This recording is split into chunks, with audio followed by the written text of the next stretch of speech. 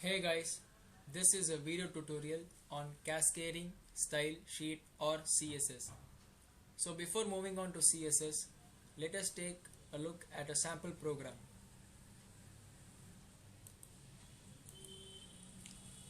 So this is a HTML program where I have used two different header tags h1, h2.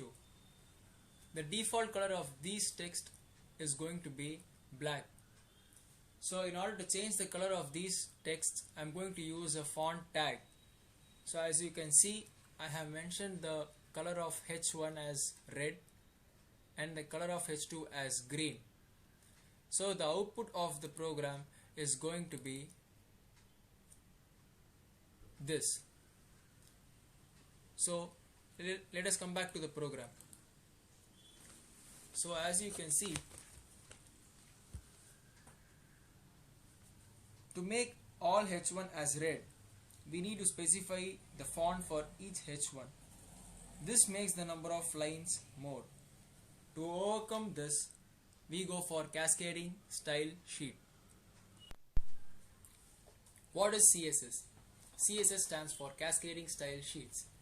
So what is cascading?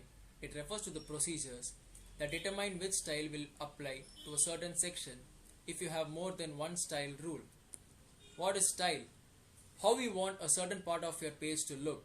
You can set things like color, margins, font, etc. for things like tables, paragraphs and headings. What are sheets? The sheets are like templates or a set of rules for determining how the web page will look. So CSS altogether is a styling language, a set of rules to tell browsers how your web page should look. So what is style? Style is a command that you set to tell the browser how a certain section of your web page should look. You can use style on many HTML elements like paragraph, header, table, etc. So how to write style rules? There are two parts. One is selector and another one is declaration. So what is selector? The HTML element you want to add style to. Example, paragraph, header, table, etc. What is declaration? The statement of style for that element, made up of property and value.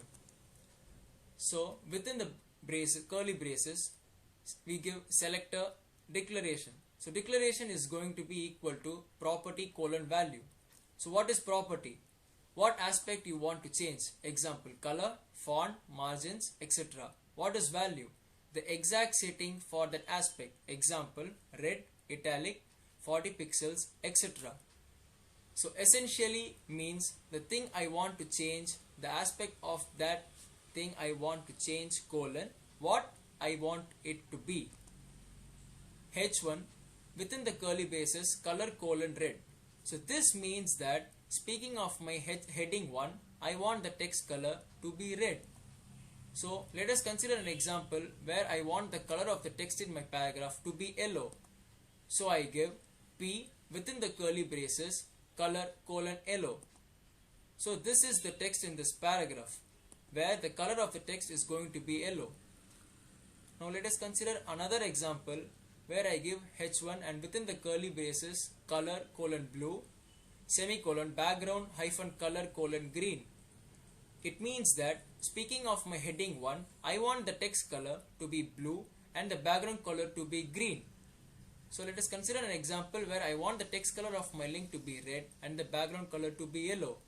So what I am going to give is A within the curly braces color colon red semicolon background hyphen color colon yellow. So this is going to be my output where this is my link is going to be in red color and the background of this text is going to be yellow. So where do I put my style rules? There are three types of style rules places that we will cover: inline, internal style sheet, external style sheet. So let us see an example for internal CSS.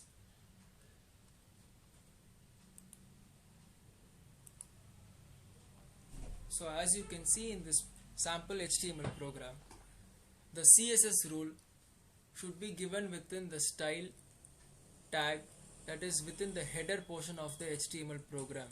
I have given two rules, that is for h1 and h2. For h1 I have given color colon red semicolon font hyphen family colon Algerian, and for H2 I have given color colon green semicolon font hyphen family colon Arial. Over here the each attributes, that is the color colon red and the font hyphen family, it should be separated within a semicolon. So in the body tag, whenever I use H1 and H2, the values that is the font and the color of these text is going to be, for H1 it is going to be red and the style is going to be Algerian, and for H2 it is going to be green and the style is going to be Arial. So the output of this program is going to be, so this is going to be the output of the program. So if you see the limitations of internal CSS, this CSS is applicable to only this page. But as you can see, the advantages of this CSS, the implementation of the CSS is within the source code of the same HTML page. The next type of CSS is external CSS. In this type, the CSS part is placed in a separate file and the extension should be filename.css, and the link is created from the HTML file to the CSS using a tag called link, and this link should be placed in the head portion of the HTML program, and the attributes are link rel is equal to style sheet and href equal to the path where the style sheet is placed. An example for external CSS. I am going to use the same code as the internal CSS for this also. I am going to copy the code of the internal CSS,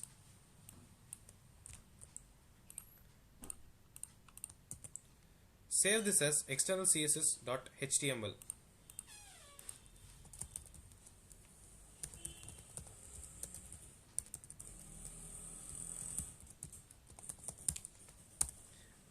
As you know, in the external CSS, the style, that is the CSS portion should be present in a separate file, and in the head portion of the HTML file you need to specify the link to that particular CSS file.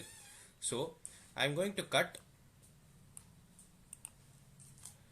the CSS portion from this file, save it, and I am going to paste it in a new file, and the extension of this file should be .css, filename.css.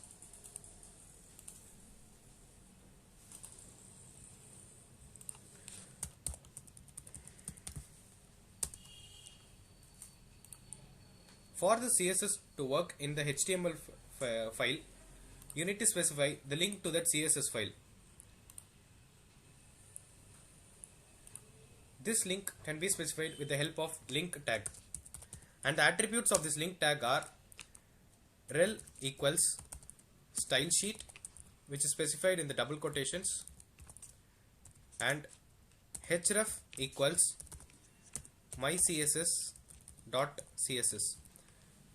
When the CSS file is in the same folder as that of your HTML file, you need not specify the path.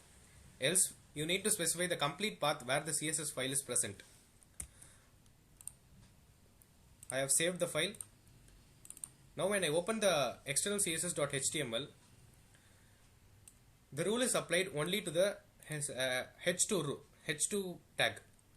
It is because the CSS looks the first rule as a dummy rule and does not execute that rule. So for the first rule to work, before the first rule you need to add a dummy rule. The name can be anything, ABC or dummy, etc. And within the braces you need not give anything. Save this file, and when I again open the external CSS.html, the rules for all the tags have been applied. The advantage of using external CSS is it can be applied to more than one pages. When you have n number of pages in your website, you can apply for each page the same CSS file by linking it on the header part. Type of CSS is inline CSS. In inline CSS, the styles are represented in the line itself. For example, consider this HTML program. If suppose I want to apply some styles to the tag P, then my code will be modified as P style is equal to the required attributes. Let us consider an example for inline CSS. In inline CSS, you do not have any CSS part in the head portion of the HTML program. You need to specify the styles within the tag itself. So for example, for h1 style equals, within the double quotations, color colon red, semicolon, font hyphen family colon Algerian. Similar to this, you need to give the styles for each and every tag.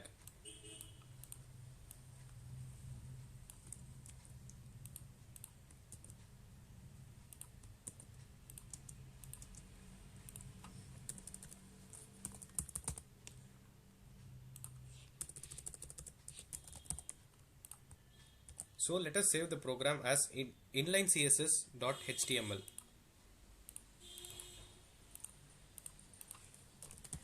Inline CSS.html. Save.